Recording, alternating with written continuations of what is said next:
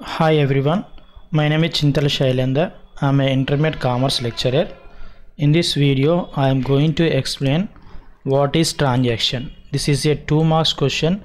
Maybe it will be come to on annual exam.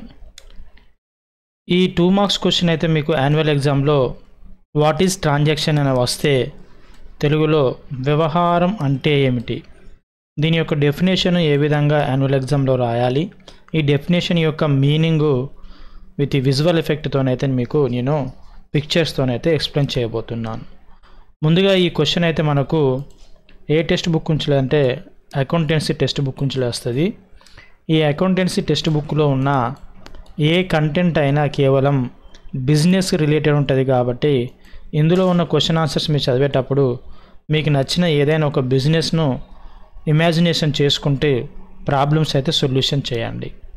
ముందుగా ఇండియాలో ఉన్న every business organisation financial year ending date నాడు income tax డిపార్ట్మెంట్కి tax pay చేయడానికి final accounts అయితే prepare చేసుకుంటుంది. ఫైనల్ అకౌంట్స్, ఈ ఫైనల్ అకౌంట్స్ ప్రిపేర్ చేయాలంటే ఈ ఫైనల్ అకౌంట్స్ ప్రిపేర్ చేయడం వల్ల ఆ యొక్క కంపెనీకి ప్రాఫిట్ వచ్చిందా లాస్ వచ్చిందా అనే విషయం తెలుస్తుంది. ఒకవేళ ప్రాఫిట్ వస్తే ఆ ప్రాఫిట్ పైన ఎంతో కొంత పర్సంటేజీ ఇన్కమ్ ట్యాక్స్ డిపార్ట్మెంట్కు ట్యాక్స్ అనేది పే చేస్తుంది. అందుకోసమే ఈ final accounts trading account, profit and loss account, balance sheet ఈ 3 తయారు చేయాల్సి ఉంటుంది.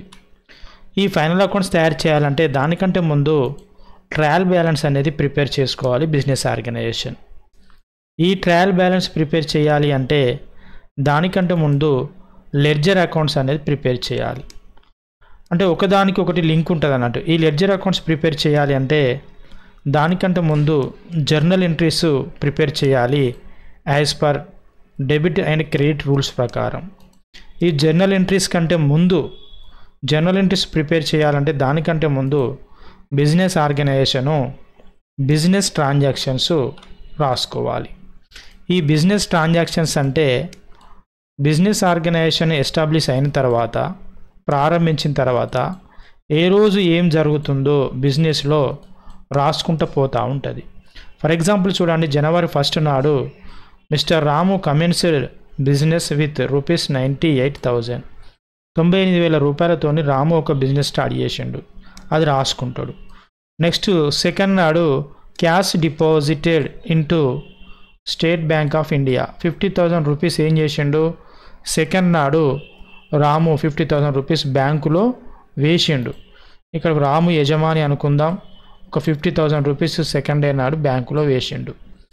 ఇట్లా ప్రతిరోజు ఏమేం జరుగుతుందో ఇలా రాసుకుంటూ పోతూ ఉంటారు. వీటినే బిజినెస్ ట్రాన్సాక్షన్లు అంటారు. సో మనకిచ్చిన క్వశ్చన్ ఏంటిది, ట్రాన్సాక్షన్స్. సో ది డెఫినేషన్ చూడండి, transactions are those activities of a business. అంటే ఎవ్రీడే ఏమేం జరుగుతుందో ఈ యాక్టివిటీస్ రాసుకోవడాన్ని, ఎవ్రీడే ఏమేం జరుగుతుందో ఇలా రాసుకునే వాటిని ఏమంటారంటే ట్రాన్సాక్షన్స్ అంటారు.